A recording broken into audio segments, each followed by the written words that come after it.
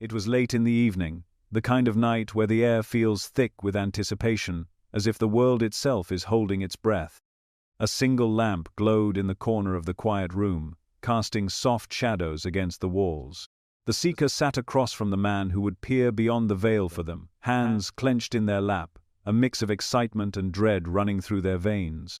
They had come for clarity, for insight into a recurring dream that had haunted them since childhood, a dream that always ended with the same feeling, as if something precious was slipping away and could not be stopped. They expected talk of past lives, perhaps some guidance about their present challenges. What they received instead was a sentence that would split their understanding of reality wide open. "You have 3 lives remaining before your final return." The words fell into the room like stones into deep water, rippling through the seeker's mind in slow, heavy waves. For a moment, they weren't sure they had heard correctly. 3 lives, final return? The phrases struck a chord they couldn't fully name, as if part of them had always known that life wasn't a one-way journey, but a cycle, a wheel they had been turning for longer than memory could stretch. And yet, to hear it counted, to have an actual number placed upon something so vast and intangible, made the truth impossible to escape. They sat in silence, the words echoing, trying to make sense of what they had been told. How could anyone possibly know such a thing? The man before them didn't flinch, didn't hedge. His eyes carried the kind of stillness that comes from seeing far beyond the surface, and his tone was matter-of-fact, as if he were simply relaying a fact recorded in a ledger.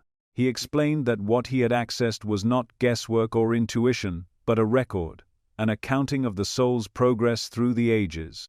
Each lifetime, he said, is a chapter in a far greater story, and those chapters can be counted if one knows where to look. The number of lives left is not fixed by chance, but by the soul's own readiness to move beyond the need for physical incarnation. The seeker's mind reeled. Until that moment, they had thought of reincarnation, if at all, as an endless process, a spiral that might continue indefinitely until some undefined moment of enlightenment arrived. But this was different. This wasn't vague or symbolic. This was a countdown, a limit, and the idea that only 3 more opportunities lay ahead before something final and irreversible struck at the very root of how they thought about life. Suddenly, every choice felt heavier. Every day seemed to take on a sharper edge. If the clock was running down, how much of it had already been wasted? It's one thing to believe that life continues after death. It's another to be confronted with the possibility that you have a set number of lives left, and that the choices you make now will determine not only the path of this life, but the quality and purpose of those that follow. The seeker found their thoughts turning to the moments they had squandered, the years spent chasing things that didn't matter, the grudges held, the fears that had kept them small. If they had been told they had 100 lives remaining, perhaps they would have shrugged it off. But 3 was close enough to feel, close enough to imagine the end. The man continued, explaining that the soul's journey is not random. It is shaped by agreements made before birth, shaped by lessons chosen for growth, shaped by patterns that must be broken. Sometimes a soul moves quickly through its incarnations, integrating what it came to learn in just a few lifetimes. Other times, it lingers, repeating the same mistakes, circling the same challenges for centuries. Knowing how many lives remain is rare, he said, and not always a gift. For some, it creates clarity and focus. For others, it becomes a weight they cannot carry. But in every case, it changes the way one sees the world. The seeker left that night with more questions than answers, but one question rose above all the rest. How many lives do I have left? It is a question that has lived in the shadows of human thought for thousands of years, whispered in temples, meditated on in caves, hidden in scripture and myth. It is not simply curiosity that drives it, but something deeper, an instinct that our time here is part of a larger pattern, and that knowing our place in that pattern could unlock a greater truth. Yet, it is also a question that carries risk, for to know the answer is to strip away the comforting illusion of endless chances. On the way home, the seeker felt as though they were walking in 2 worlds at once. In one, the ordinary world continued as before, streetlights glowing, cars passing, people lost in their own lives. In the other, an invisible clock ticked quietly in the background, each second a reminder that the time for aimless drifting was over. That night, lying in bed, they thought about the phrase, final return, and what it might mean. Was it the end of existence? The entrance into some higher realm? The merging with something so vast that individuality itself dissolved? The man had not explained, perhaps because words would have been insufficient, or perhaps because some truths are meant to be approached only when one is ready. Sleep did not come easily. Images from the reading replayed in their mind, the calm certainty in the man's voice, the way the room had seemed to grow quieter when the number was spoken, the way their own body had reacted, as if recognizing something long buried. 3 lives left. It was such a small number, yet it felt enormous. And, beneath the unease, there was something else, a pull, a sense of urgency that was both terrifying and strangely exhilarating. If the end of the cycle was within sight, then every moment from here on mattered more than ever. Life could no longer be taken for granted, neither could death. This is the truth about the night of the prophecy. It did not just give the seeker an answer, it gave them a choice. To live as they had before, pretending that time was endless, or to step into the awareness that the clock is ticking, not as an enemy, but as a guide. Because whether the number is 3, 30, or 1, the real question is not how many lives are left. The real question is how you will live the one you are in now, knowing that every step shapes the next chapter, and eventually, the last. For thousands of years, the idea of reincarnation has hovered between the realms of faith and philosophy, dismissed by some as myth, and embraced by others as an unshakable truth. But beneath the surface of religious stories and mystical traditions lies a far more precise and measurable system than most people realize. This is not simply a poetic notion of returning to life in another body, it is a law, as consistent and exact as the turning of the seasons or the pull of gravity. It is the law of return, a spiritual mechanism that governs the journey of every soul through time, space, and experience. And unlike the comforting vagueness of many spiritual concepts, this law does not bend to whim or chance. It operates with precision, recording, responding, and recalibrating in ways that would astonish you if you could see the patterns in their entirety. The law of return is built on the understanding that the soul is eternal, but its knowledge must be earned through experience. A single lifetime, no matter how rich or long, cannot contain the full scope of lessons a soul needs to master in order to reach its highest expression. Each incarnation becomes a chapter in a larger story, a story in which the soul learns through trial, triumph, loss, and love, gradually shaping itself into a being capable of carrying the light of divine awareness without distortion. The cycles are not random, they are deliberate. Every detail of where, when, and how you are born is part of a vast design that takes into account not only your individual growth but the interwoven paths of countless other souls connected to you. This law functions much like a natural ecosystem. Just as rivers flow toward the ocean, each life flows toward a greater wholeness. But there are currents, eddies, and tributaries along the way. You may return to life in circumstances that feel familiar, surrounded by people you somehow sense you've known before. These are not coincidences. The law of return ensures that the unresolved threads from one life are woven into the fabric of the next, giving you the opportunity to complete what was left unfinished. If you once failed to forgive someone, you may meet them again, wearing a different face but carrying the same essence, until the forgiveness is real. If you misused power, you may return in a position where you must learn humility. The law does not punish, it teaches. And it teaches with a precision that no human court or institution could match. What makes the law of return so extraordinary is that it does not simply recycle lives endlessly. There is an arc to the journey, a progression that can be measured. In the unseen realms, each soul carries a kind of vibrational signature, a unique resonance shaped by every thought, action, and intention it has ever expressed. This resonance changes with each incarnation, rising in frequency as the soul integrates wisdom and releases the heavy energies of fear, greed, anger, and ignorance. Over time, as the vibration rises, the types of lives you enter begin to change. You may move from survival-focused incarnations into those centered on creativity, compassion, and service. The lessons become subtler but also more demanding, requiring not just reaction but conscious choice. Ancient traditions understood this law as a form of divine mathematics. In Vedic philosophy, the cycle of birth and death is called samsara, an ever-turning wheel that can be transcended only when the soul has balanced its debts and fulfilled its purpose. In certain mystical branches of early Christianity, the concept of returning to earth was taught quietly, reserved for those who could handle its implications. In the wisdom schools of Egypt, initiates were told that the soul passed through many lifetimes, each carefully measured and weighed against the cosmic order known as Ma'at. The law of return was not speculation to these people, it was an observable truth, a process as reliable as the rising of the sun. The measurability of the law of return lies in the balance of energies.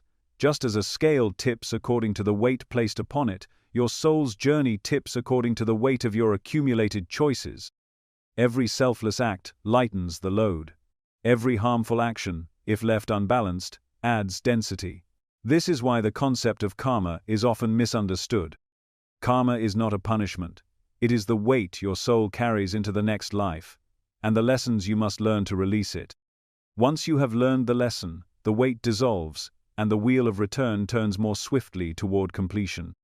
The idea that this process is measurable is both comforting and sobering.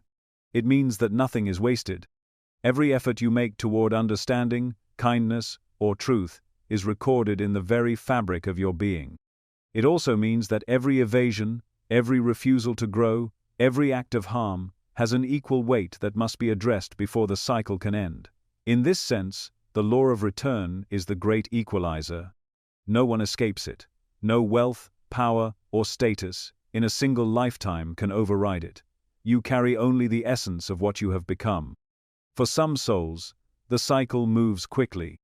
They may learn deeply from each life, integrating their lessons with precision, and thus require fewer incarnations to reach the point of spiritual readiness to move beyond the earthly plane. Others move more slowly, repeating patterns again and again, sometimes for hundreds or even thousands of years, until the wisdom finally takes root.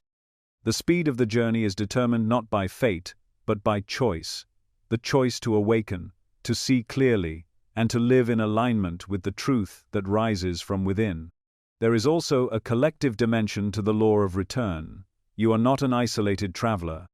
Many of the souls you encounter again and again are members of your soul group, a constellation of beings whose paths are intertwined with yours for the sake of mutual growth. You might switch roles with them from life to life. A parent in one incarnation may become a child in the next. An enemy may become a friend. A student may return as a teacher. The law arranges these meetings with astonishing intricacy, ensuring that the web of connections continues to provide the precise challenges and support each soul requires. This is why some relationships feel instantly deep, as though you've known the person forever. In truth, you have. The law of return is not merely an abstract spiritual idea to be pondered. It is a reality unfolding in every breath you take. Every choice you make today shapes not only the course of this life, but the conditions of the next. When you begin to see life in this light, the urgency becomes clear. You are not drifting randomly through existence. You are in the midst of a carefully measured cycle, one that will continue until you have refined yourself into the being you were always meant to be. Understanding this law can change the way you live. It removes the illusion of wasted time. It brings meaning to the challenges you face, reminding you that each one is an opportunity to resolve something your soul has carried for far too long. It also strips away the false comfort of believing that you can delay growth indefinitely.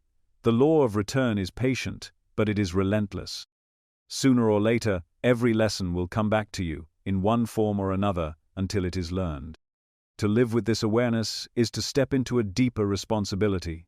It is to know that you are shaping not just the days ahead, but the lifetimes to come.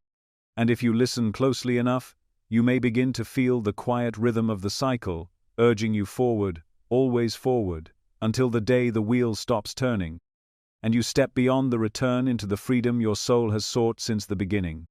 Imagine a library so vast that its shelves stretch beyond the limits of sight, a place where every moment of your existence is inscribed with perfect accuracy.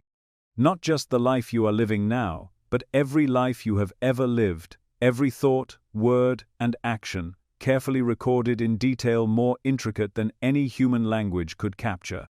This is not a library built of wood and stone, but one of vibration and light, a field of information that exists beyond the boundaries of time. Within it, your entire soul history is preserved, as if the universe itself has kept a private diary of your journey through the ages. This is what mystics have called the Akashic Records, and it is here that the question of how many lives you have left finds its most precise answer. To approach the Akashic Records is to step into a dimension where the past, present, and future exist simultaneously. Each lifetime is like a book in an unending collection, and together they tell the story of who you truly are. But the records are more than an archive of where you have been. They also hold the probable trajectories of where you are going, based not on fate in the rigid sense, but on the momentum of your soul's evolution. In these subtle pages lies a kind of spiritual mathematics, a way of calculating how many incarnations may remain before you reach the culmination of your human journey. Every choice you make adds to this ledger. Every fear overcome, every act of compassion, every failure to learn a lesson, all of it shapes the path ahead. If you imagine your soul as a student in a school without walls, the Akashic Records are the eternal report card. But unlike the grades given in human classrooms, the evaluations here are not about judgment. They are about readiness. The number of lives remaining is not punishment or reward, but a reflection of how much more experience the soul requires before it can graduate from the physical plane entirely. The concept may sound strange at first, but think of it this way: patterns repeat until they are resolved. If you have carried a deep resentment through several lives, you will meet it again and again, often through different faces and circumstances, until the pattern dissolves. The Akashic Records track these unresolved threads, mapping them across lifetimes like lines on a tapestry. Some souls come into this life with only a few strands left to weave, while others still have great swaths of the pattern incomplete. The number of lives you have left is the measure of how much weaving remains. Accessing this ledger is not something done lightly. Those who can read the records must tune themselves to the frequency where these patterns are visible. When they do, what they see is not just a random list of lifetimes but an interconnected sequence, the way a single act in a past life rippled forward into the present, and how choices made now will ripple into the future. Within those ripples, they can sense the momentum of the soul. If that momentum is steady and aligned with growth, the remaining number of lives is often small. If it is scattered or caught in loops, the number extends further. One of the most surprising truths about the Akashic Ledger is that the future section is not fixed. There are always probable paths branching out from the present moment, and each choice you make can shift you toward one branch or another. You might enter the records at one point and be told you have 7 lives remaining, but if a profound shift occurs in your understanding, if you break a core pattern, that number could drop to 4 or 3. Likewise, if you choose to turn away from your growth, falling back into destructive patterns, the number could rise. The ledger is a living document, constantly updated by the vibration you are carrying in this very moment. The way these numbers are determined is not something the human mind can fully grasp. It is not a mechanical tally, but a blending of energies, intentions, and soul agreements. The records do not measure time the way we do. Instead, they measure depth of integration. If a lifetime is lived half asleep, avoiding the deeper lessons, it contributes little to the progression, and the count remains largely unchanged. But a single lifetime of intense, conscious growth can move the soul through multiple levels at once, reducing the number of future incarnations needed. Those who have glimpsed their own ledger often describe the experience as both awe-inspiring and humbling. To see the scope of your existence laid out before you is to realize that no part of your journey has been wasted, even the darkest moments. It is also to understand that you are not drifting aimlessly through life, but participating in a precise unfolding that you helped to design before you were born. The Akashic Records do not just keep track of your history, they hold the blueprint for the soul you are becoming. There is another layer to the ledger that many overlook. It is not only your own progress that matters, but the progress of those whose lives are intertwined with yours. We do not evolve in isolation. The records often show that certain souls travel together in groups, incarnating in various relationships to help each other grow. The number of lives you have left may be linked to the collective progress of that soul group. If your purpose involves helping others reach certain thresholds, your own graduation from this cycle may wait until they, too, are ready. In this sense, the ledger is not simply personal, it is communal. This understanding brings both comfort and responsibility. Comfort, because it reveals that you are part of a greater design, supported by connections that stretch far beyond a single lifetime. Responsibility, because it shows that your actions ripple into the journeys of others, affecting not only your own ledger but theirs as well. The weight of this can be profound, especially when you realize that the lives you have left are not just opportunities for yourself, but for every soul your path touches. When you think about the Akashic ledger in this way, the question of how many lives remain becomes less about curiosity and more about alignment. The number itself is secondary to the awareness that you are in a living dialogue with your own destiny. Every day, every choice, every act of kindness or cruelty, every moment of courage or fear, all of it is recorded. All of it shifts the shape of the story yet to be lived. The ledger does not judge, but it does respond, and in that responsiveness lies your power. To know that such a record exists is to understand that nothing is lost. Every struggle, every joy, every lesson learned or postponed is accounted for in the vast memory of the soul. And somewhere within that infinite library is the quiet answer to the question so few dare to ask. Not an answer etched in stone, but one written in living light, waiting for the day you are ready to turn the page and see for yourself how much of the journey still lies ahead. There are lifetimes that seem to pass almost in a blur, where years roll by with little transformation, as if the soul is moving through its days with the weight of sleep still upon it. And then there are lifetimes, so intense, so catalytic, that they feel as though entire ages of growth have been compressed into a few short decades. To understand the difference between these extremes is to understand the mysterious rhythm of soul evolution, why some incarnations are what might be called paused in progress, while others propel you forward through multiple levels of development in a single sweep. A paused life is not necessarily one of suffering, nor is it always outwardly unremarkable. It may be filled with activity, accomplishment, and even joy, yet from the perspective of the soul's long arc, little movement occurs.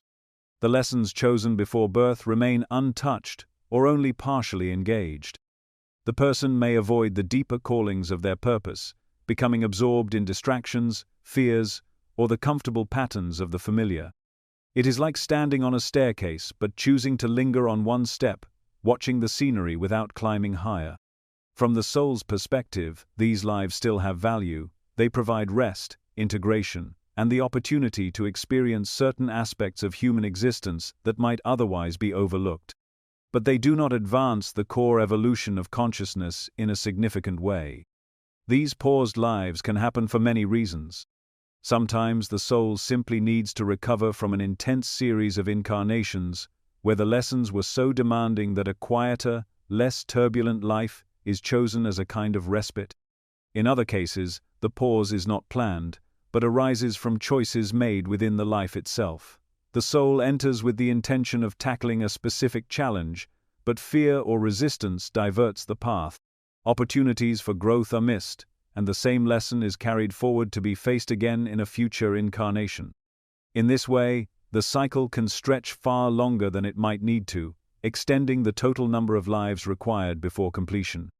On the other end of the spectrum are the accelerated lives, incarnations so potent that they compress the growth of several lifetimes into one.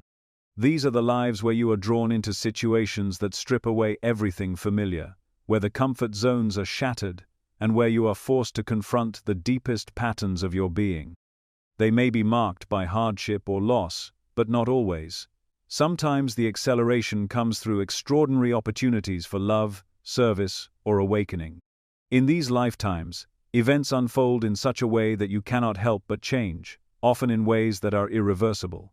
The soul leaps forward, integrating lessons that might otherwise have taken centuries to learn.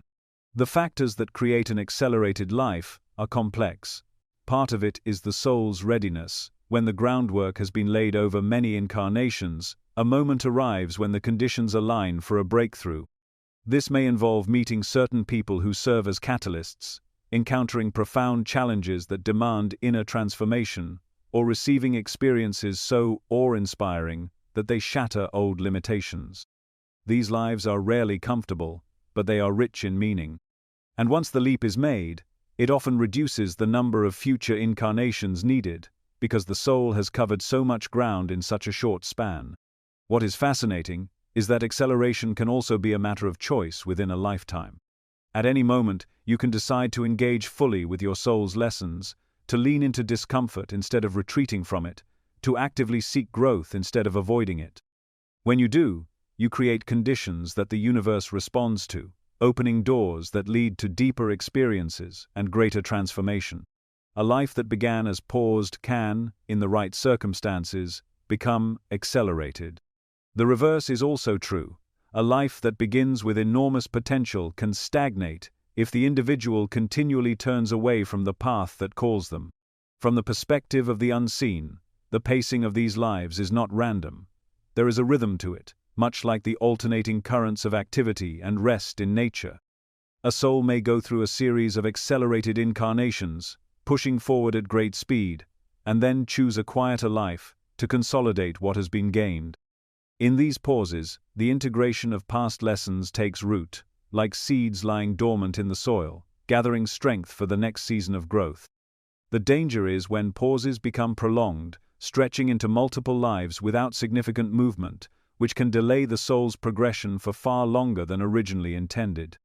The interplay between paused and accelerated lives shapes not only your own evolution, but also the evolution of the people and soul groups connected to you.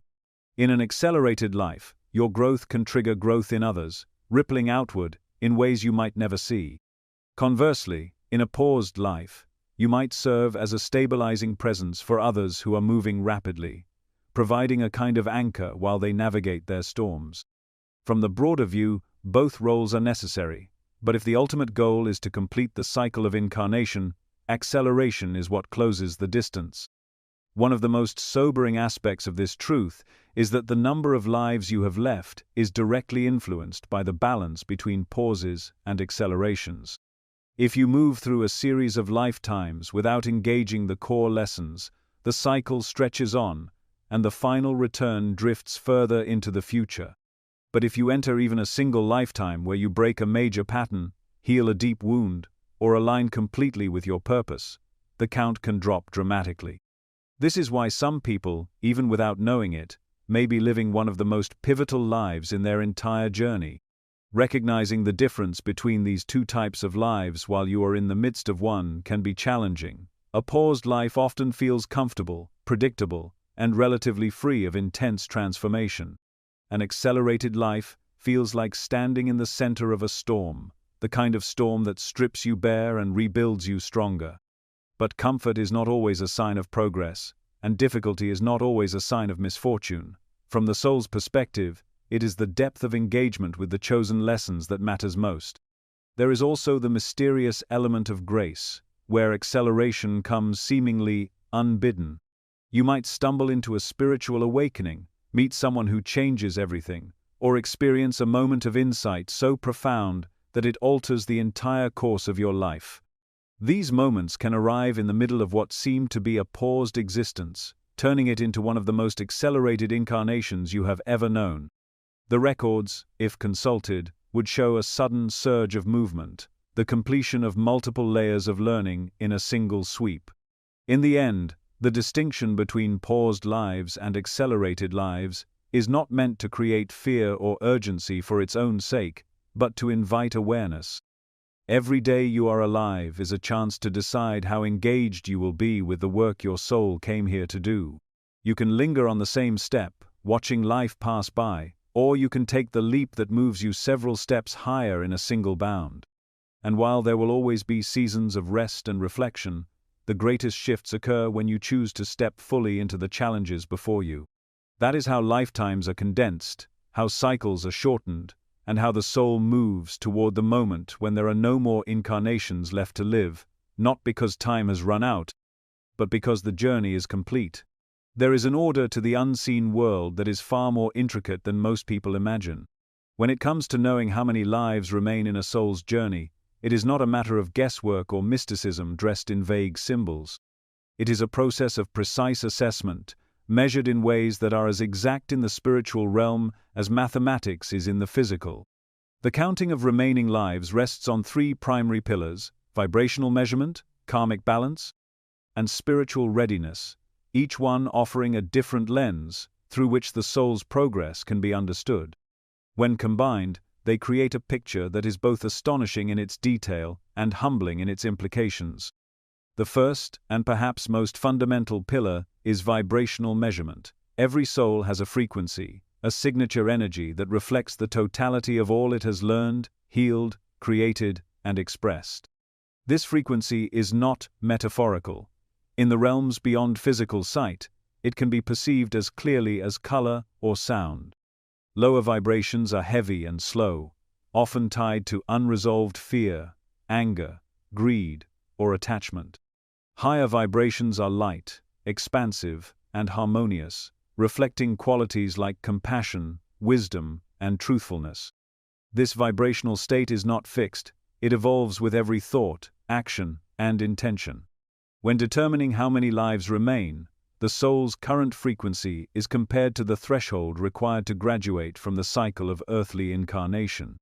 The closer the vibration is to that threshold, the fewer lives are generally needed. A soul vibrating just below the line may require one or two intense incarnations to bridge the final gap, while one still far from the threshold may need many more.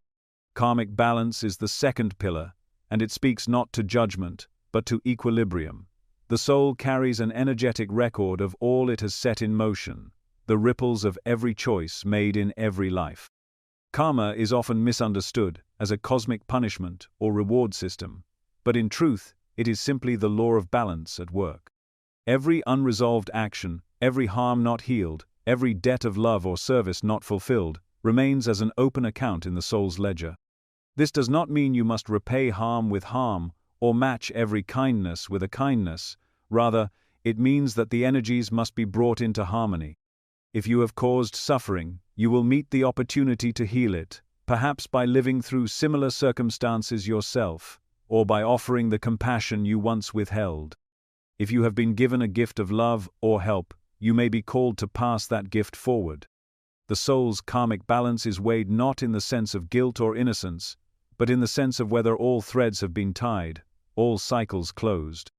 A soul with many entanglements and open threads will require more lifetimes to address them. One whose karmic accounts are nearly settled can move on more quickly. The third pillar, spiritual readiness, is perhaps the most difficult to measure from the perspective of a living human being. Readiness is not just about frequency or balance, it is about the soul's ability to hold and embody truth consistently, regardless of circumstance. It is one thing to glimpse enlightenment in meditation or in moments of grace, but another to live it in the face of loss, temptation, or challenge. Spiritual readiness is measured by how deeply the soul's wisdom has been integrated into every layer of its being. Does love remain steady in the presence of hatred? Does clarity hold firm in the fog of confusion? Does the desire to serve outweigh the pull of self-preservation? A soul that is spiritually ready is not perfect in the human sense. It is simply aligned, able to walk in truth without falling back into the illusions it has already transcended. This readiness can sometimes allow a soul to make great leaps forward, completing its journey in fewer lives than would otherwise be predicted. The process of determining a life count weaves these three measurements together in a way that defies simple arithmetic. A soul with high vibration but significant karmic entanglements may still require many incarnations to resolve them. Another with balanced karma but a low vibration may need to rebuild its energy over several gentle lives before it can rise. Still, another may have both vibration and balance in place, but lack the readiness to consistently live from that place without being drawn back into old patterns. In such cases, an additional life or two may be chosen to serve as final proving grounds, incarnations that test whether the lessons have truly been learned in the depth of the soul, or whether they remain only as intellectual or spiritual ideals. It is important to understand that this counting is not done in secret by some distant authority deciding your fate without your input. On the contrary, the soul is an active participant in the assessment. In the space between lives, when you stand outside the density of the body and remember more fully who you are, you review your own progress with a clarity that is often impossible to achieve while incarnated. You see where your vibration stands in relation to your goal, where your karmic threads remain untied, and where your readiness still falters under certain conditions. You do not judge yourself harshly. You see yourself as a gardener might see a plant that is still growing. There is no condemnation, only the recognition of what is needed for you to reach full bloom. Sometimes the count is precise, a clear sense that 3 or 4 lives remain, each with a particular focus and set of experiences designed to bring you to completion. Other times the number is more fluid, dependent on how you respond to the next incarnation. If you rise to the challenge and integrate its lessons quickly, the count shortens. If you resist or delay, it extends. This is why the number of lives you have left is not a fixed destiny carved in stone, but a living measurement that shifts with the choices you make. From the earthly perspective, it may seem overwhelming to imagine this level of precision and complexity governing your journey. Yet there is a strange comfort in knowing that the path is not random. The counting method is evidence that your life is part of a larger, intentional process. Every moment you live, every choice you make, is part of a pattern that is being measured not by human standards, but by the purest criteria of growth, balance, and truth. The universe is not interested in how successful you appear by worldly measures, but in how fully your soul has become what it set out to be. This knowledge can awaken both urgency and peace. Urgency, because you realize that every day offers an opportunity to move closer to completion, and the more consciously you walk your path, the more quickly you will arrive. Peace, because you understand that nothing is wasted, and even the detours and delays become part of the journey's perfection. The counting method is not meant to frighten you, but to remind you that you are part of a design far greater than yourself, one that has been guiding you since before your first breath, and will continue to guide you until your final step beyond the cycle of return. There is a weight unlike any other that comes with being told you are in your final life. It is not the same as hearing you have a year left to live in the physical sense, though there is a strange echo of that urgency. This is deeper, a soul-level awareness that when this chapter closes, there will be no more returns to this world, no more second chances to live out the lessons you came here to learn. For those who have received such a revelation, the moment marks a turning point that shakes them to their core. In an instant, the ordinary rhythm of days becomes something else entirely. Every choice, every word, every relationship takes on a weight that is both exhilarating and terrifying. One woman, a quiet schoolteacher in her 50s, spoke of the moment she was told. She had gone to seek guidance about recurring dreams in which she found herself walking through an empty city, the streets silent, the buildings crumbling, a strange light flooding the horizon.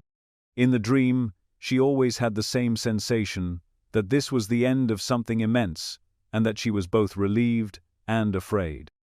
During her session, she was told without hesitation that she was in her final incarnation, and that the dreams were her soul's way of preparing her for closure.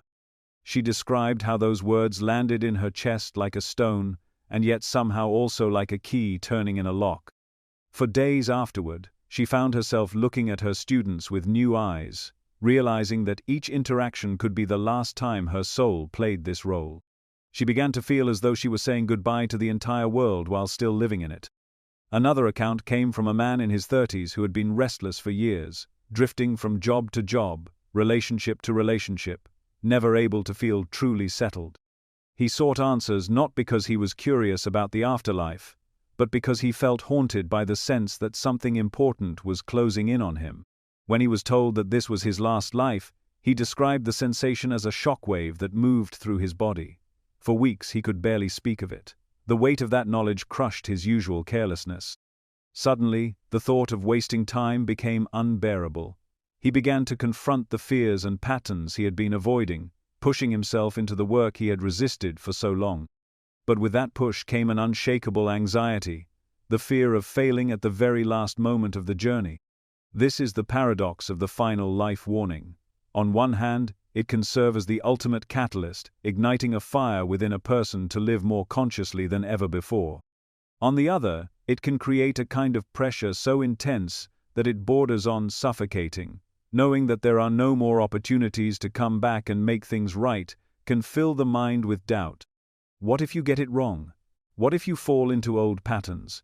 What if, after all this time, you still don't measure up to what your soul came here to accomplish? The very urgency that can inspire transformation can also breed hesitation, making it harder to move forward. Some who have received this revelation speak of it as both a blessing and a burden. They become hyper-aware of every interaction, every emotional reaction, every decision. It is as if they are constantly asking themselves, "Is this how I want to leave the world?" For some, that question leads to profound changes, repairing broken relationships, taking risks they had long avoided, finally stepping into roles they had resisted. For others, the pressure to get it right creates a kind of spiritual paralysis, a fear of making any wrong move. The awareness becomes so consuming that it overshadows the natural flow of life, turning each day into a test they feel they must pass. There is also a strange grief that comes with the knowledge. To know that this is the last time you will taste the sweetness of certain human experiences, the last sunrise you will see through physical eyes, the last embrace you will feel in a physical body, the last time you will hear the sound of rain on your roof, can make the simplest moments almost unbearably beautiful, but it can also make them achingly bittersweet. Some speak of feeling like travelers who have wandered a beloved land for centuries and are now walking toward the border for the last time, carrying both love and sorrow in equal measure. One particularly haunting story came from a woman who was told she had only a few years left in her final incarnation. At first, she threw herself into her passions with an intensity she had never known. She painted, she traveled, she made amends with estranged friends, she forgave old wounds. But as the years passed, an odd numbness began to creep in. She said it was like the knowledge had drained some of the spontaneity from her life. Every choice began to feel strategic, calculated to be worthy of her last chapter. In her words, "It's like I'm always writing the final sentence, and I can't just breathe and let the story unfold." This is why some spiritual teachers hesitate to reveal such information. The human mind, conditioned to think in terms of beginnings and endings, can easily misinterpret the purpose of knowing. The final life is not meant to be a countdown filled with dread. It is meant to be a culmination, the gathering of all the threads from lifetimes past into a single, luminous tapestry. When approached with awareness rather than fear, it can be the most expansive and liberating incarnation of all. But to live that way requires holding the truth lightly, allowing it to guide without letting it crush. There are those who, upon hearing they are in their final life, find a strange peace settling over them. They stop chasing what no longer matters. They begin to see life as a sacred closing ceremony, where the goal is not perfection but presence. They stop asking, "Am I doing this right?" and instead ask, "Am I fully here?" In their eyes, every experience becomes part of the farewell, every joy, every sorrow, every mundane moment folded into the completion of something vast and mysterious. The chilling accounts all carry one common thread. Once you hear that this is your last incarnation, you can never unknow it. It becomes a silent companion in every choice, a presence at the edge of every joy, a shadow behind every doubt. It can haunt you, or it can hallow your days, depending on how you carry it. But it will always change you, and perhaps that is the point. The final life is not just an ending, it is the distilled essence of every life before it, a crucible in which all that you have been is tested, refined, and, if you allow it, transfigured. Because when the last page of the story is turned, there is no going back to rewrite it. The only thing left is to live it now, fully, fiercely, and without holding back, knowing that when the curtain falls, it will be the last time you bow on this particular stage. There are moments in the life of a soul when the steady rhythm of reincarnation suddenly changes. For lifetimes, the cycle may have moved at a measured pace, a lifetime here, a pause in the spiritual realms to review and prepare, then another lifetime, often in a similar rhythm of growth. But sometimes, without warning, the clock begins to speed up. The space between incarnations shortens, the lessons come faster, more intensely, and with less time to prepare. This acceleration is not random. It is triggered by forces both personal and collective, as if the universe has decided that the time for gradual progress has ended and the time for concentrated transformation has arrived.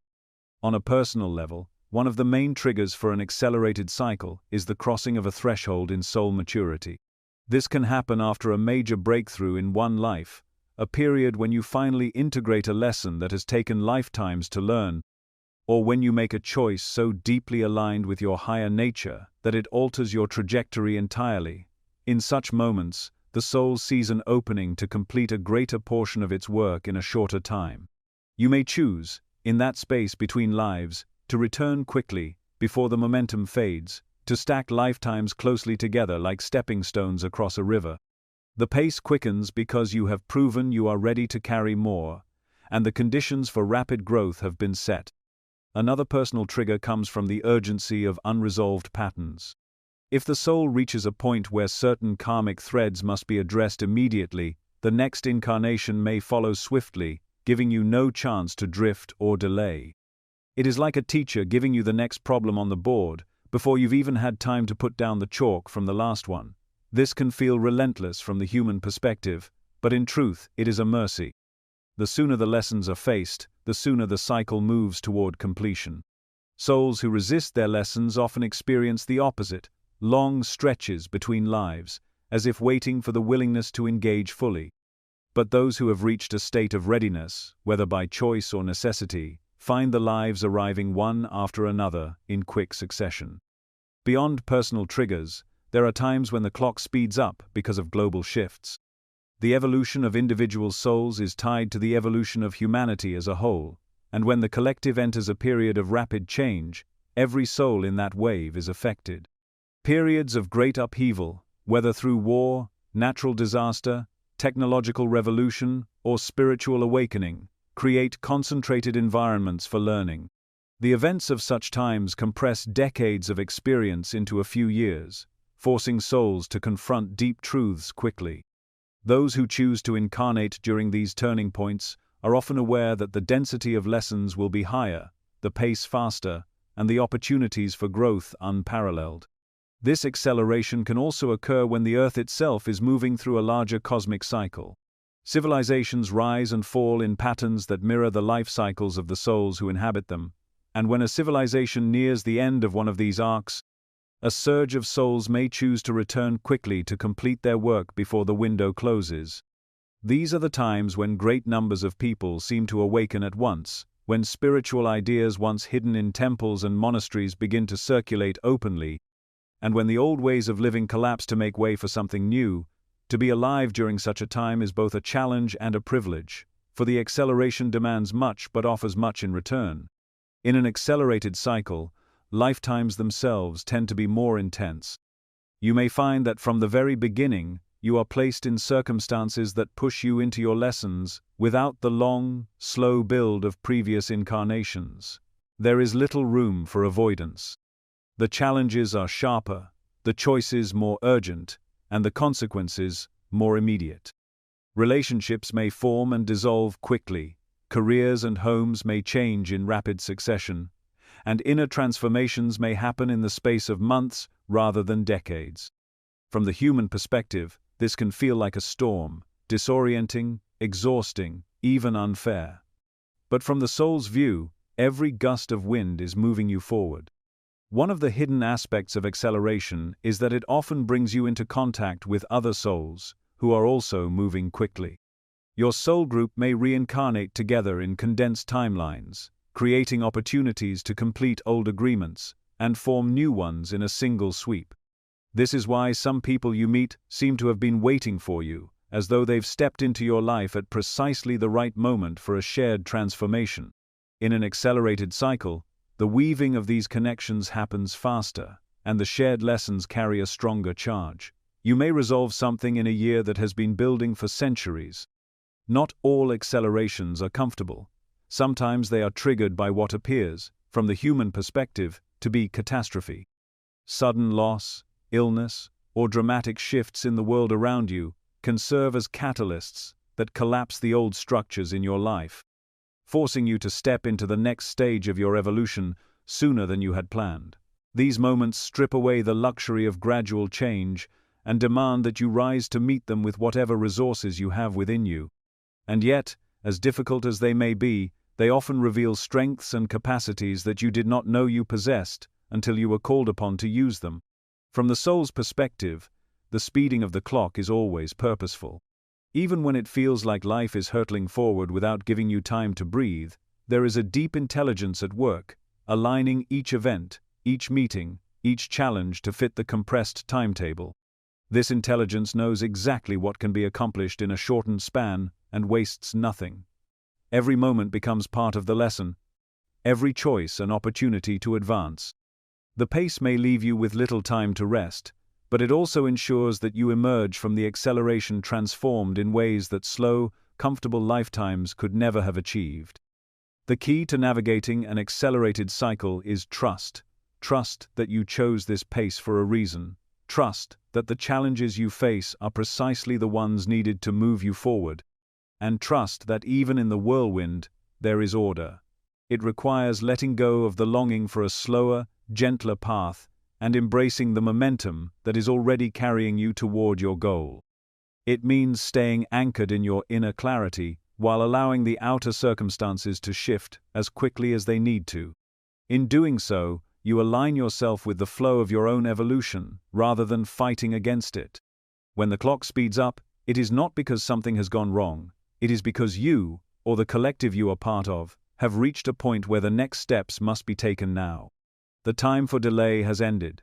The cycle is moving, the lessons are here, and the opportunity is too great to be postponed. And while the human part of you may feel the strain, the eternal part of you knows that this acceleration is a gift, a chance to reach the end of the journey sooner, to fulfill the contract you set for yourself, and to finally step beyond the turning of the wheel into the freedom you have been seeking across lifetimes. There is a peculiar kind of power in hearing the number of lives you have left, and with that power comes an edge as sharp as a blade. For some, it cuts through years of distraction and hesitation, igniting a fire to live with purpose. For others, it slices into the fabric of their peace, leaving them tangled in fear and doubt. The knowledge is not neutral, it moves something deep inside you. Once it is spoken aloud, it cannot be unheard, and its presence begins to shape the way you see yourself, your choices, and even the people around you. The first and most immediate danger is that the number becomes a fixation.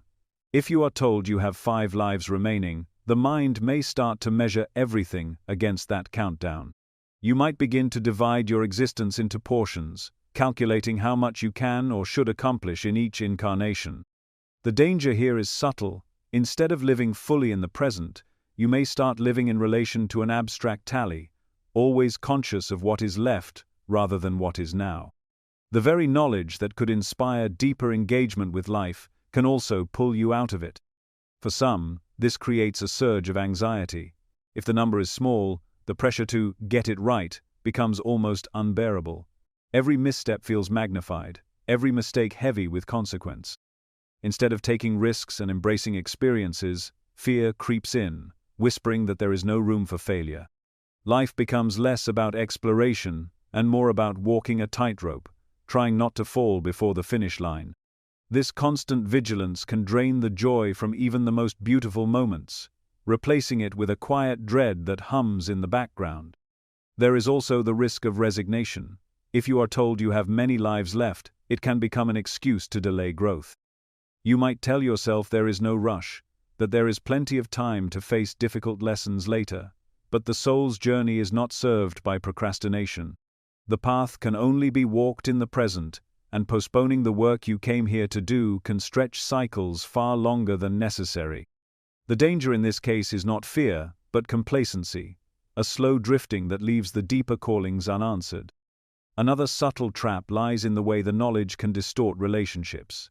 If you believe someone close to you is part of your soul group and will appear in future lives, you may take them for granted in this one.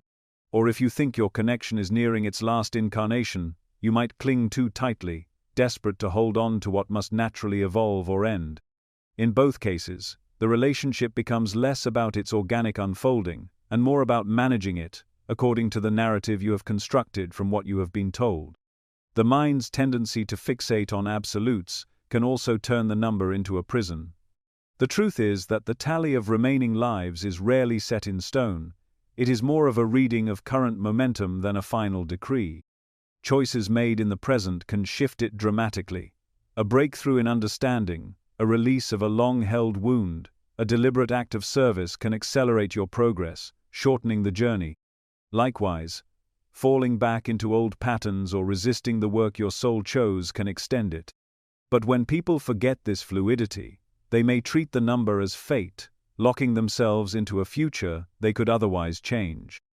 Then there is the danger of turning the knowledge into identity. If you define yourself by the idea of being in your final life, or by having only a few left, you might begin to wear it like a badge. It becomes a way to feel special or different, a reason to separate yourself from others rather than connect more deeply. This kind of spiritual ego can be even more limiting than fear, because it convinces you that the journey is already defined, when in truth it is unfolding in every moment. Paradoxically, one of the most profound dangers is that knowing your remaining lives can take you out of the mystery. Life, by its nature, is meant to be an unfolding story. Not knowing the end allows for surprise, for wonder, for the organic growth that comes from meeting the unknown with an open heart. When you are given a number, the mind rushes to fill in the rest of the narrative, projecting what it means and how it will happen. This projection can close you off from possibilities the soul might otherwise invite in.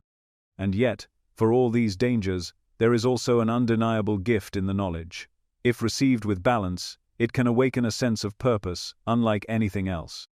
The danger lies not in the truth itself, but in how it is carried. To hold it too tightly is to choke the life out of it. To treat it too loosely is to let it drift away unused. The art is in letting it sharpen your awareness without letting it harden into fear or pride. Some who navigate this balance well describe the number not as a countdown, but as a compass. It reminds them that life is precious, but it does not dictate every step. They use it to focus on what matters most, to let go of grudges more easily, to choose experiences that feed the soul rather than the ego. For them, the knowledge becomes a quiet, steady presence, a reminder to live as if each day were both the first and the last, without falling into panic or apathy. But achieving this balance requires humility and trust. Humility to recognize that the number is not an ultimate truth, but a reflection of where you stand now. Trust to know that even without certainty, your soul is moving exactly as it needs to. Without these qualities, the knowledge can quickly become a source of suffering rather than liberation. Perhaps the greatest danger of all is forgetting that the number of lives you have left is far less important than the life you are living now. The mind may obsess over the tally, but the soul cares about the quality of presence in each moment. If knowing the number pulls you away from that presence, it has already begun to distort its purpose. But if it brings you more deeply into the present, if it inspires you to love more fully, to forgive more easily, to live more boldly, then it has served its highest role. In the end, the knowledge is like a flame. It can illuminate your path, showing you where to step and where to turn. But if you hold it carelessly, it can burn you. If you hide from it, it can go out. The dangers are real, but so is the light it offers. And the choice of how to carry it, how to let it shape your days, without letting it define you, will determine whether it becomes a burden or a blessing on your journey home. There comes a point in the soul's journey when the end of the cycle draws near, when the long arc of lifetimes begins to curve toward completion. While no one walking the earth can hold the absolute certainty of how many lives remain, there are signs, quiet, persistent signals woven into the fabric of your personality, your dreams, and the events of your life that suggest you may be nearing your final incarnation. These signs are rarely loud or dramatic. Instead, they arrive in subtle but unmistakable ways, like distant bells ringing in the fog, calling you toward the place where the wheel stops turning. One of the clearest markers is a deep, almost aching sense of detachment from the patterns of the world. This is not the cold withdrawal of disinterest, but a quiet understanding that the things most people chase, status, wealth, approval, no longer hold power over you. You may still participate in the ordinary flow of life, but it feels as though you are playing a role in a story you have read many times before. The ambition that once burned fiercely softens into a desire for experiences that feed the soul rather than the ego. You find yourself craving depth, truth, and authenticity in every interaction, and shallow pursuits leave you restless. It is as if some part of you knows that time is short and refuses to waste it on what does not matter. Another sign lies in the nature of your relationships. In earlier incarnations, connections are often tangled with karmic debts and unresolved lessons, but near the end, those bonds begin to dissolve or transform. People who once triggered conflict in you now evoke compassion instead. Old patterns of drama or betrayal fall away, replaced by a steady calm that allows you to meet others where they are without needing to change them. You may find that certain long-standing tensions resolve themselves with surprising ease, as though the final threads of karmic entanglement are loosening on their own. In place of old karmic ties, there is a growing sense of recognition when you meet others, a feeling that you are encountering kindred souls walking their own last miles, companions who understand without needing words. Dreams also take on a different texture. Instead of the scattered, symbolic imagery of the subconscious, you may begin to have dreams that feel like direct transmissions from another realm. They may show you vast landscapes bathed in light, or reunions with loved ones long past, or moments of profound clarity that linger after waking. In these dreams, you may sense the presence of guides or teachers who speak plainly, offering insights you could not have reached in ordinary thought. Sometimes the dreams are not grand or visionary, but they leave you with a strange, unshakable peace, as if a part of you is rehearsing for a return home. These nighttime journeys carry a weight that tells you they are more than the play of the mind. They are reminders of where you came from and where you are going. Synchronicities also increase in frequency and significance. You may find yourself thinking of a question, only to have the answer appear moments later in a book, a conversation, or even a random sign on the street. Patterns repeat in ways too precise to dismiss as chance, a certain number, phrase, or image, appearing again and again, each time arriving at a moment when you most need reassurance or direction. These synchronicities feel like whispers from the invisible realms, subtle confirmations that you are on the right path and that your journey is unfolding according to a greater design. They also tend to become more specific, guiding you toward choices that feel aligned with something larger than yourself. Another subtle but powerful marker is the way you respond to challenges. In earlier lives, difficulties may have provoked fear, anger, or resistance, but near the end, you find yourself meeting them with a steady inner clarity.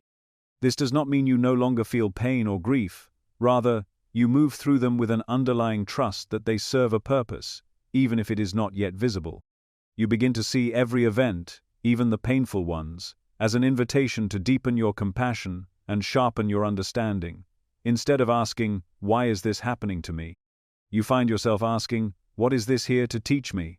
The shift in perspective is quiet but profound, and it signals a maturity of the soul that comes only after countless lifetimes of experience. There is also an unmistakable yearning for home, not the home of your childhood or any place on earth, but a deeper home, one that feels like the source of your being. This longing is not tinged with sadness, but with a gentle pull, as though a tide is slowly drawing you back to the ocean from which you came. You may feel it in moments of stillness, when the noise of the world fades and something vast and familiar stirs within you. This longing does not make you abandon your life here, but it does change the way you live it. You become more intentional, more present, aware that every interaction is both an ending and a beginning. Creativity can also take on a new dimension.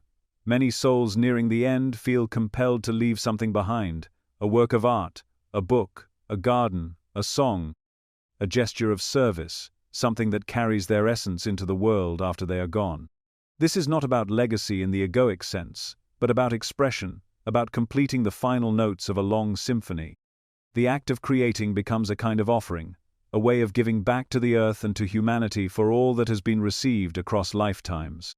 Whether or not anyone else recognizes the value of what you create, you know it matters, because it is the truest expression of who you are. Perhaps the most telling sign is a deep, unshakable inner peace. This peace is not the result of having everything in life resolved or perfected, it is the recognition that perfection was never the point. You understand that the soul's growth has always been about becoming more aligned with love, more capable of seeing the divine in all things, more willing to live in harmony with truth. This peace allows you to move through the world without the same fear of death that once shadowed your steps. You may even begin to sense that death is not an ending at all, but the moment you finally step through a doorway you have been approaching for lifetimes. The signs you are nearing your final incarnation are not meant to fill you with urgency or dread.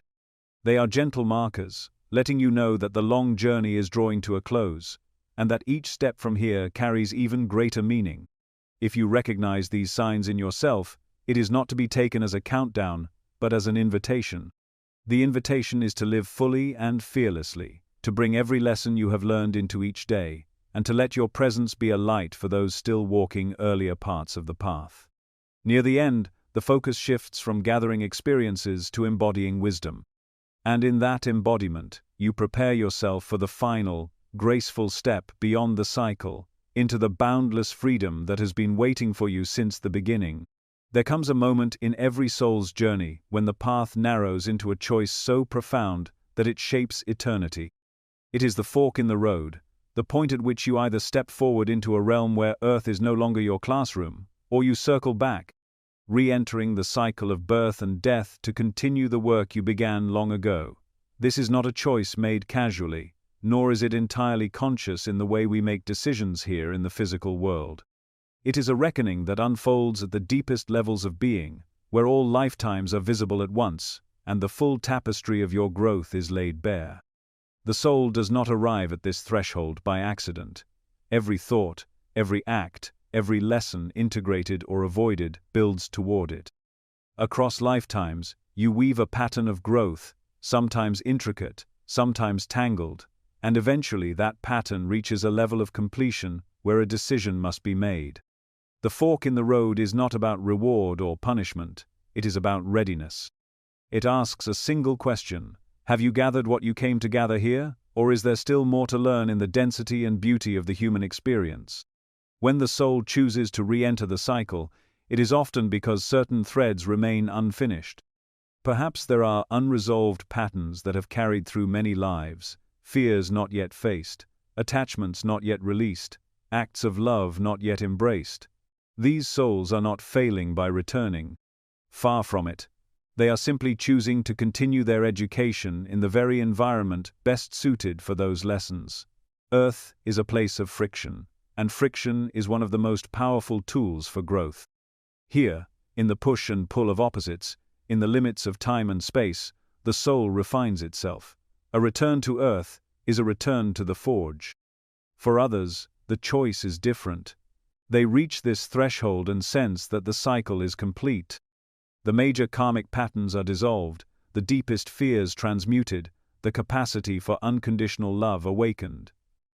They no longer need the veil of forgetting that comes with human incarnation. For these souls, the fork in the road opens into a new reality, one that is not bound by the repetition of birth and death, one where consciousness expands into realms that the human mind can barely imagine. It is not an escape, but a graduation. The years of study are complete, and the soul steps into a new level of service and exploration.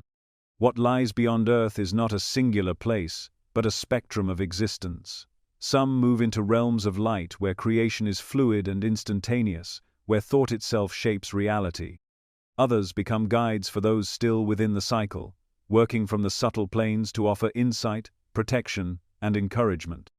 Some take on entirely new forms of incarnation in other worlds, experiencing life through senses and dimensions unlike anything found here.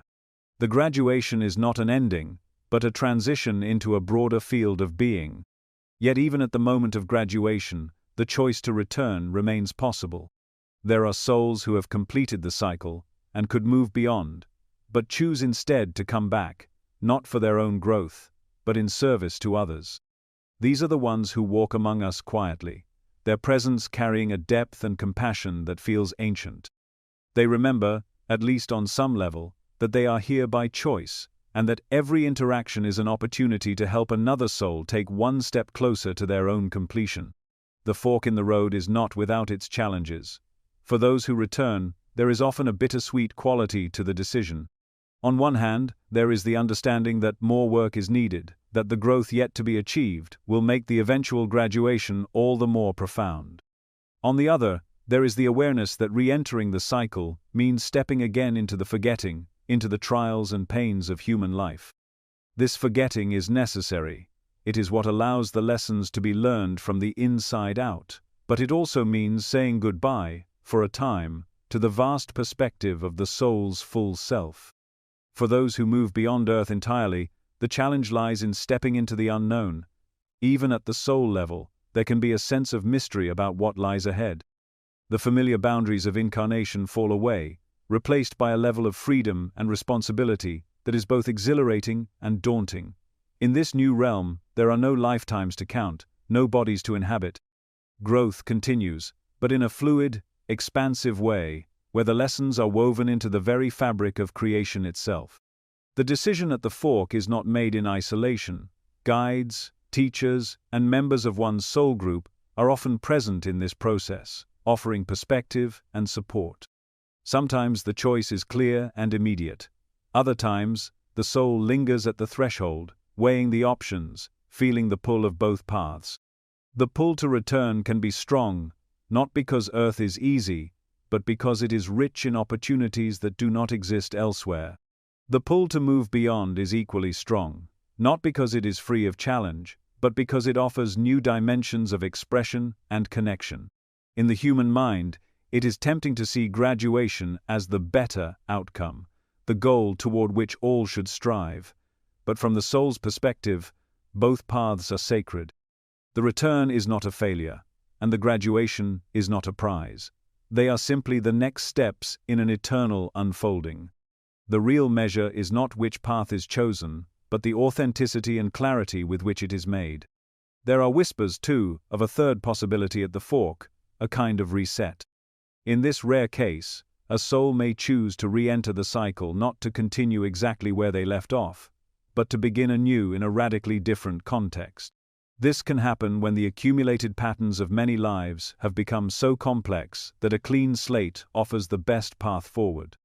The reset is not a wiping away of all growth, but a restructuring of the soul's journey, a new starting point from which the lessons can be approached with fresh eyes. It is a rebirth not just into a new life, but into a new arc of experience. Whatever path is chosen, the moment of decision is infused with a sense of profound significance. Standing at that fork, the soul feels the weight of all that has come before and all that lies ahead. There is no rush, no ticking clock as we know it here. But there is an unmistakable gravity, the sense that this choice is one of the great turning points in the journey. And when the choice is made, the path ahead unfolds with precision, shaped by the wisdom and readiness of the soul in that moment. To reach this fork is to stand at the edge of one chapter and the beginning of another, with the entire book of existence spread out before you. Whether the choice is to return, to move beyond, or to reset, it is made in the full light of who you are and who you have been. And in that moment, you are reminded that no matter the direction, the journey is not ending, it is simply changing form. The cycle continues, whether within the boundaries of Earth or beyond them, carrying you ever deeper into the vast and unending mystery of what it means to be. From the perspective of the soul, your journey is not an isolated one.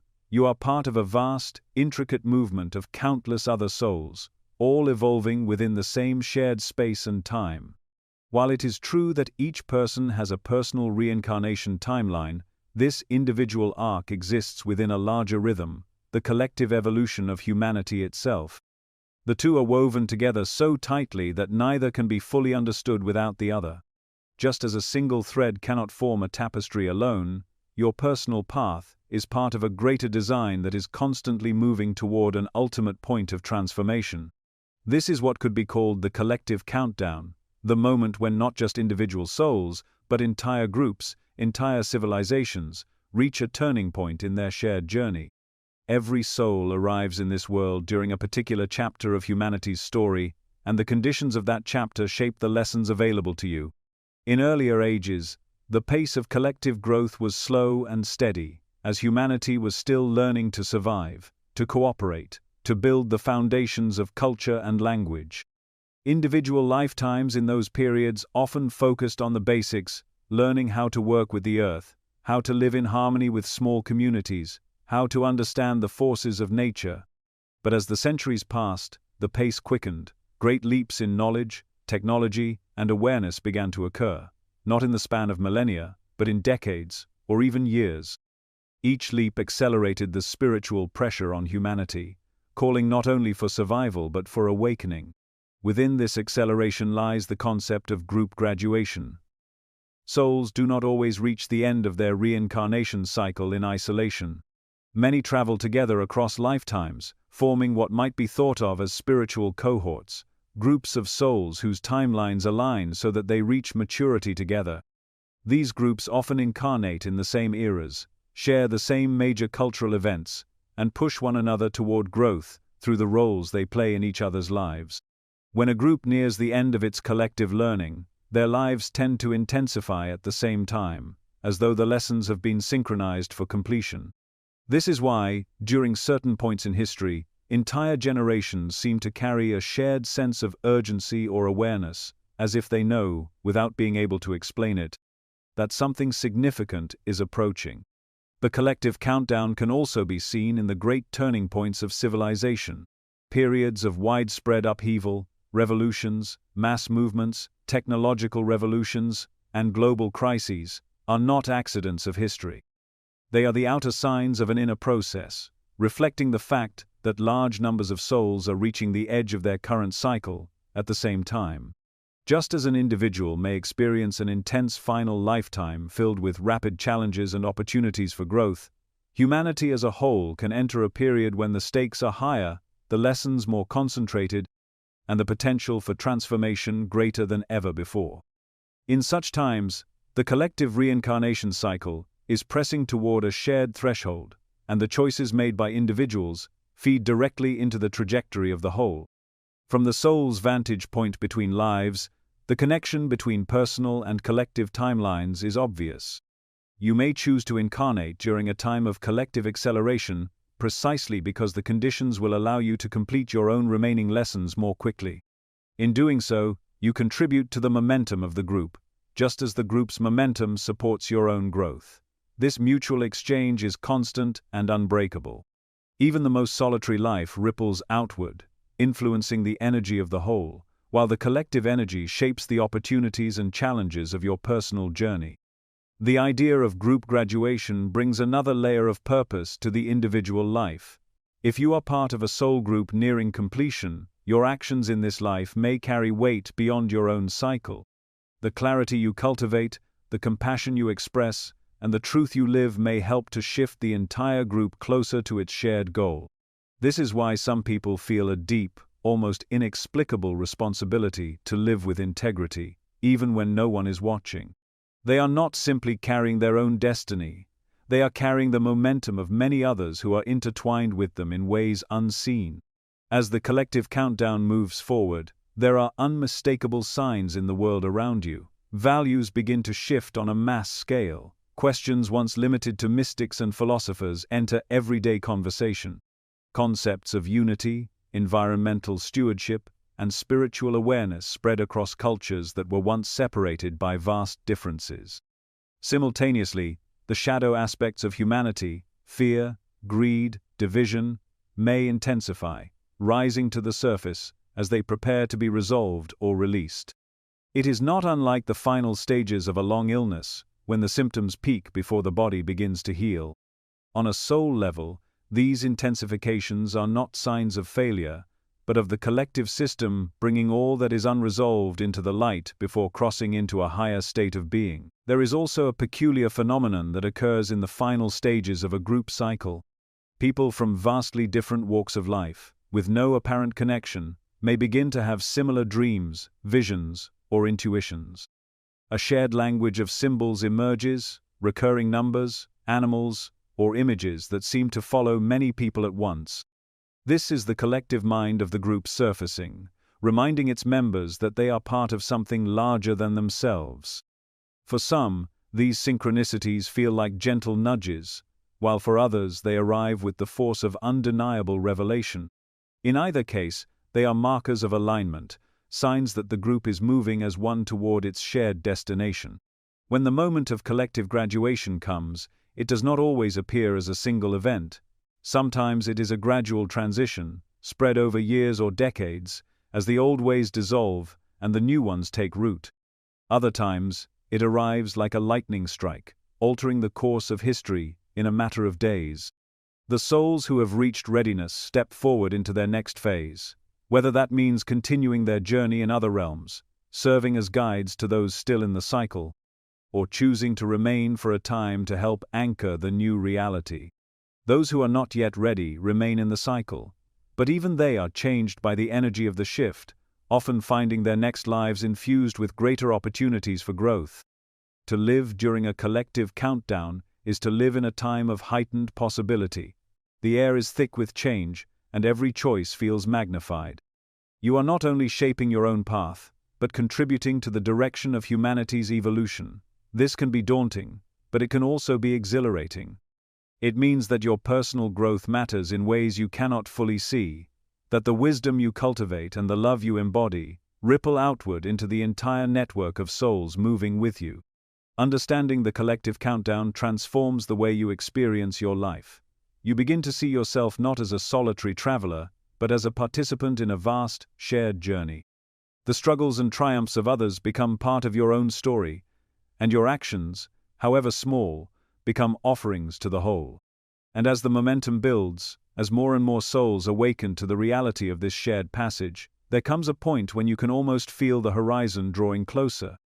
It is the sense of standing at the edge of something extraordinary, knowing that soon, the group will take its step together into a reality beyond the turning of the wheel, a step into the freedom that has been waiting for all of you since the beginning of time. To live as though this is your last life is to stand in the middle of your days with a fire in your chest and a softness in your hands. It is to meet the sunrise not as a routine, but as a miracle you may never see again. It is to speak words with the awareness that they might be the last ones someone hears from you, and to act with the knowledge that your choices will echo long after you are gone.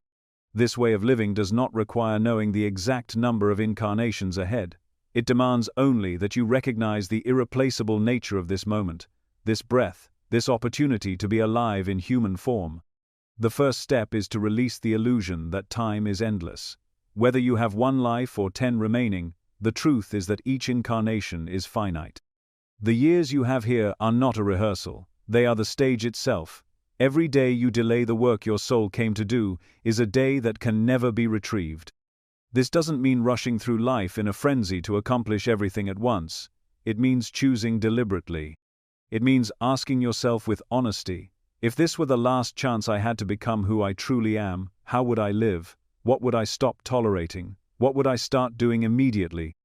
Urgency, when carried well, is not about panic, it is about clarity. It strips away the layers of distraction and reveals what is essential.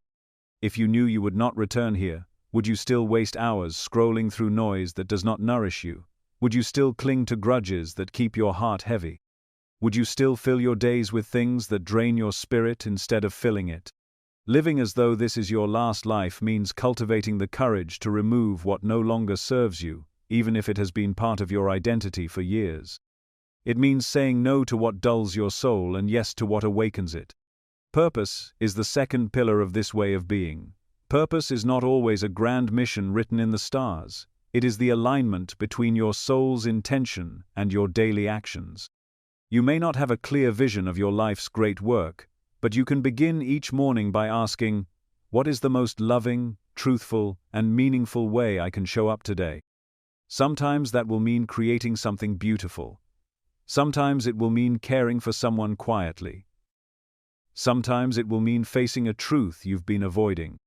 Purpose is lived moment by moment, in the quality of your attention and the depth of your presence. Living with spiritual clarity requires turning inward as much as you look outward. If this is your last life, then the time to know yourself is now. This means listening for the quiet voice beneath the noise, the voice that has been whispering to you since you were a child. It means asking yourself the questions you have been afraid to answer. Who am I when no one is watching? What am I here to learn? What am I here to give?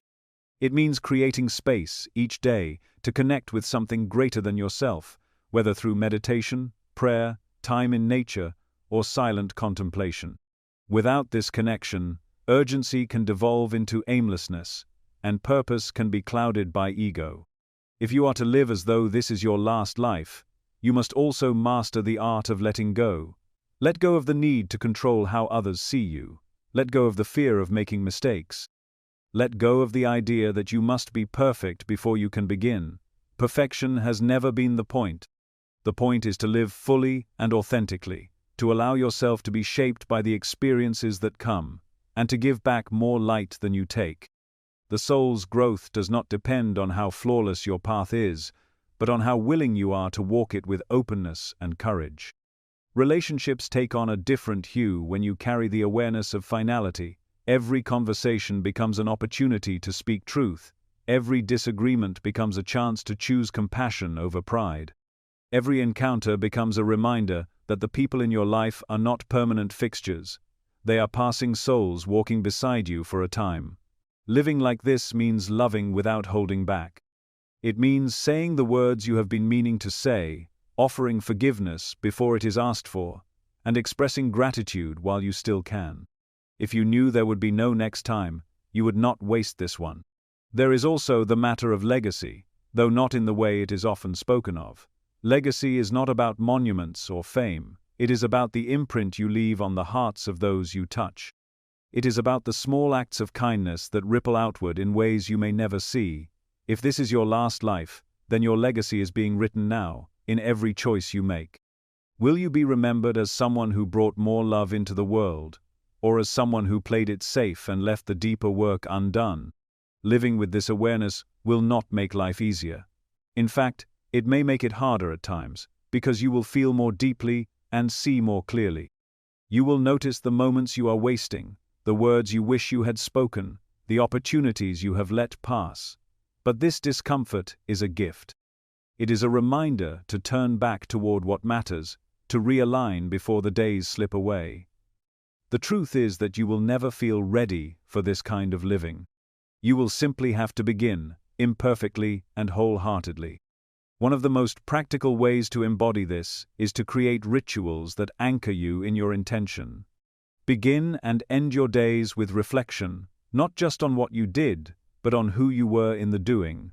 Ask yourself each evening, if this had been my last day, would I be proud of how I lived it? These simple moments of self-check can recalibrate your direction in ways that no external reminder can.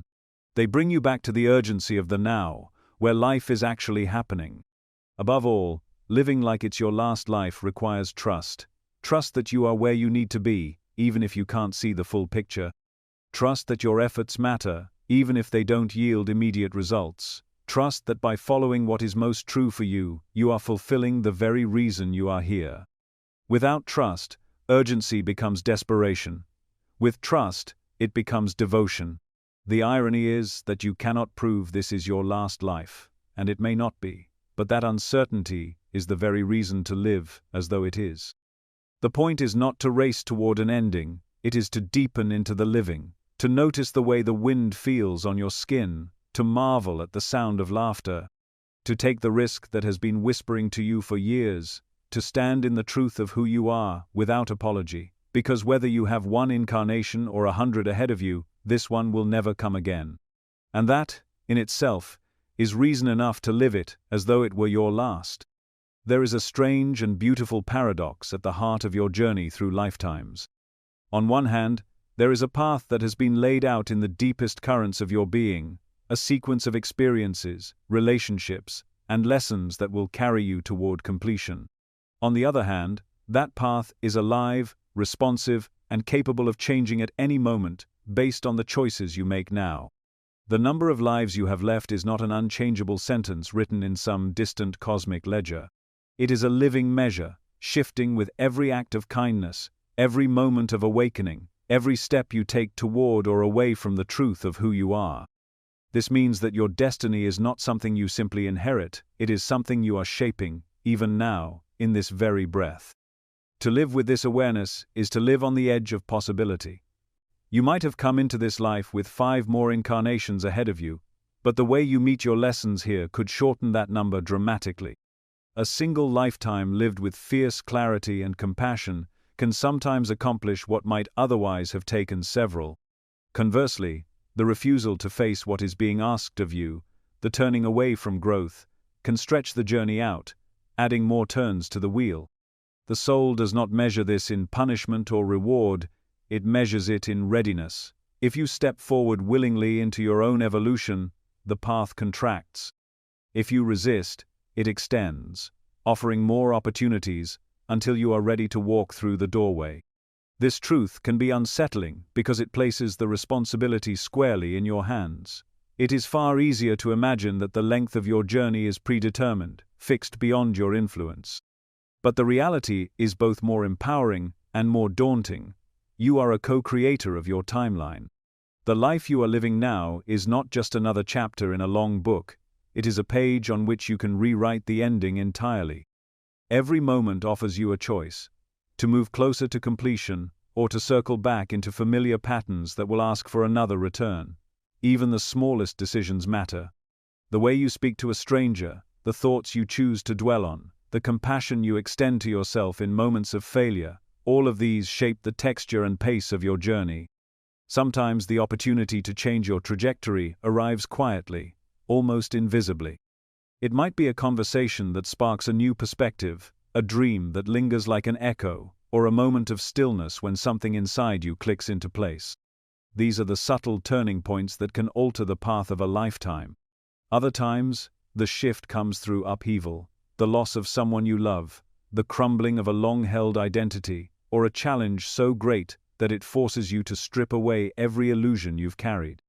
In those moments, you stand at a crossroads. You can retreat into the familiar, or you can step forward into the unknown, trusting that it holds the keys to a shorter, freer path. The fact that your future is not fixed also means that nothing is wasted. Even if you feel you have spent years wandering off course, those experiences can be gathered, understood, and integrated in ways that propel you forward. The soul is not bound by the linear logic of human time. It can take what appears to be a detour and weave it into the fabric of your growth, turning even your mistakes into stepping stones. This is why it is never too late to change the course of your journey. The moment you decide to meet your life with openness and courage, the path begins to shift beneath your feet. Yet, there is a haunting element to this truth as well. Knowing that your timeline can change means recognizing that it can lengthen as easily as it can shorten. Complacency is one of the most seductive traps near the end of the cycle. When you have gathered enough wisdom to see the larger picture, it can be tempting to rest there, to savor the clarity without fully embodying it. But wisdom without action does not complete the journey. The final steps require not only understanding, but the willingness to live that understanding in every breath. If you linger too long in stillness without stepping into your purpose, the wheel will keep turning, drawing you back for another round. There is also the mystery of the unknown lives you might choose to take on, even if you are ready to graduate. Some souls, standing at the threshold, look back and decide to return, not because they must, but because they feel the pull of service. They choose to walk again among those still finding their way, carrying light into places where it is needed. In doing so, they extend their own timeline willingly, knowing that the completion of their journey is already secure. This choice, made from love rather than necessity, is one of the highest expressions of a soul's freedom. As you walk through this life, it is worth remembering that every decision you make is a vote for the kind of soul you are becoming. There are no neutral moments. Every thought, every action, is either aligning you with the truth or pulling you deeper into illusion. And because the number of lives you have left is not set in stone, the sum of these choices is more powerful than you might believe. You could be closer to the end than you realize, or you could be at the beginning of a longer path you have yet to shape. The difference lies in how you choose to live now. The unfinished chapter of your soul's book is not written in ink, it is written in light, in the shifting patterns of your own being. You are holding the pen, even if you sometimes forget. You can decide, in this moment, to turn the next page toward completion. You can decide to face the truths you have avoided, to forgive where you have withheld forgiveness, to love more fully than you ever have before. These choices may seem small, but in the architecture of the soul, they are monumental. They change the shape of the road ahead. They determine whether you walk it once more or many times. And perhaps that is the most haunting truth of all, not that your destiny is beyond your control, but that it is entirely within it. The number of lives you have left is not a sentence handed down from some unseen authority. It is a living reflection of how you meet this one. The door to freedom could be closer than you think, or it could still be far down the road. The difference will not be decided by time, but by you. What you choose today could close the book forever, or add another chapter. That is the power you carry. That is the responsibility you cannot escape. And that is the quiet, pressing invitation this life is offering you, to finish the story or to begin it again.